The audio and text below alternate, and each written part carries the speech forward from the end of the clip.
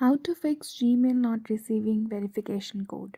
Today, we will be looking at ways to easily fix the problem of Gmail not receiving the verification code. So, without any delay, let's get started. So, before assuming it's the problem with our device, we need to make sure that the server of Gmail is alright. For that, you need to go to web browser and type is Gmail down. The first website you see, the down detector, will tell us about the current status of Gmail. Click on it, and as it reads, user reports indicate no current problem at Gmail. So this assures us that the server of Gmail is alright. Now we will go to the settings of our device and check for the permissions allowed for message application. For that, we will go to apps and search for message application.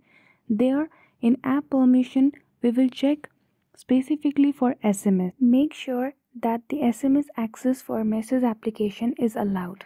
Last but not the least, after all these steps, you are recommended to restart your device, and that's all. That is how easily you can solve the problem of Gmail not receiving verification code. I hope you found this video helpful. Thank you for watching till the end.